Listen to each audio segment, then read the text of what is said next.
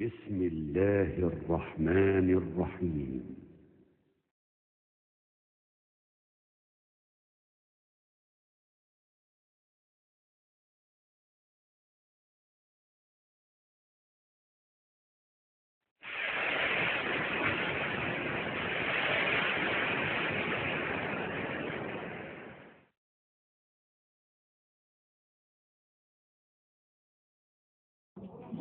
Bismillah, elhamdülillah, ve salatu ve selamu ala Resulillah.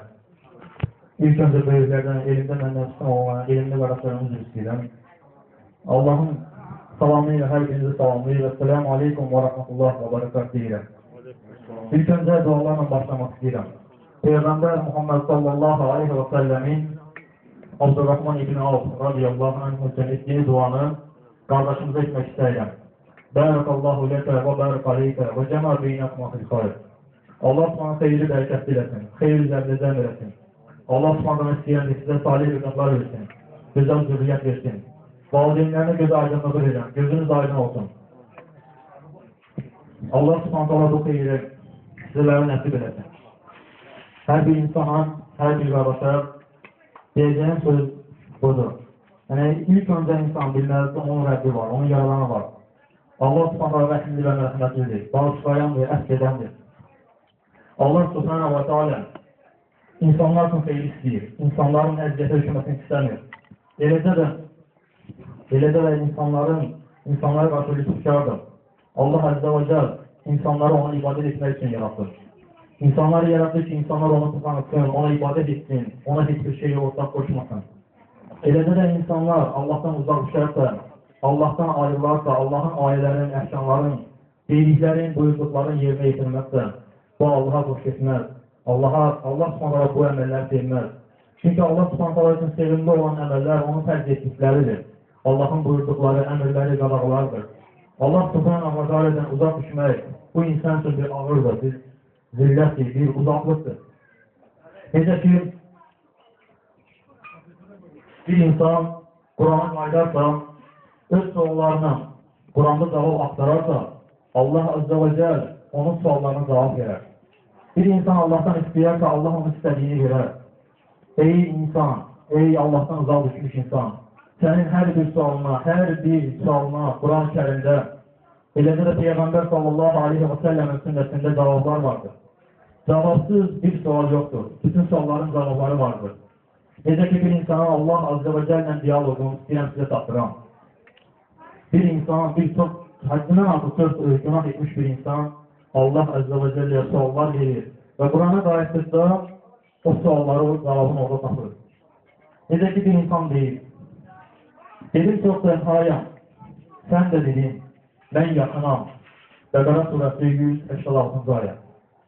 Dedim, bəli bilirəm, sən mənə yaxınsan, amma mən səndən uzaq.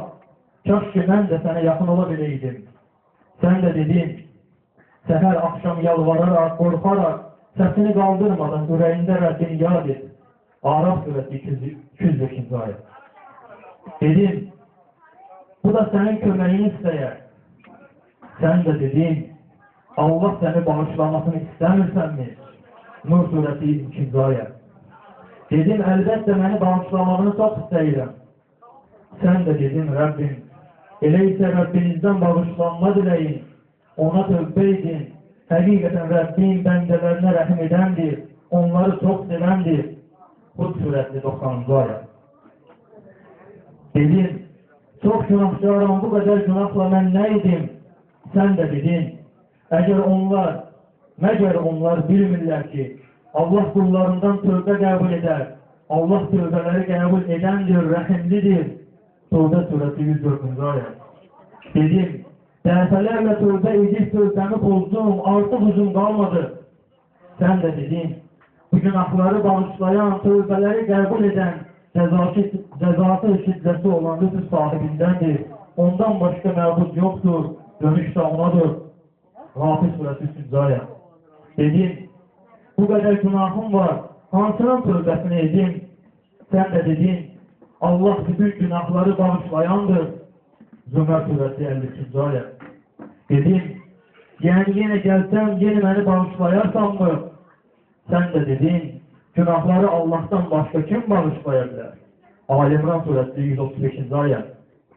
Birdən Allahım, mənim səndən başqa kimim var dedim. Sən də dedin, Allah öz bəndəsinə kifayət deyilmi? Zümər surəsi 36-cı ayə. Dedim, sən ki bu qədər mərhəmətlisən, mənə qarşı bu qədər rəhimlisən, mən nə idim, nə deyim? Sən də dedin, o Allah təkdir, Allah mühtac deyildir. Allah nə doğulur, onun bənzəri də yoxdur. İxlas surəsi. Dedim, təkdir, xaliqdir o Allah. Sən də dedin, bil ki, la ilahə illallah.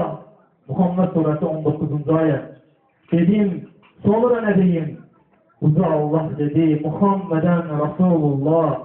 Təs surəsi 29-cu ayə. Hər bir insan, la ilahə illallah, Muhammedən Rasulullah deyib, buna həyatına tətbiq edib, bu üzrə də yaşamalıdır. İnsanın İslam'a girməsi, İslam'ı qəbul etməsi bu kəlmə ilə olur. Allah Azze ve Celle insanları bu kəlməni yaşasın, ibadət etsin, bu kəlməyə əməl etsin deyə yarattı. La ilahə illallah, Muhammedən Rasulullah. Allah subhanahu ta'ala xeyirli bərəkətli etsin, mübarək etsin. Allah subhanahu qardaşımızı və onun ailəsini qorusun, ona salih rızıqlar versin. Esselamu aleykum və rahmetullah.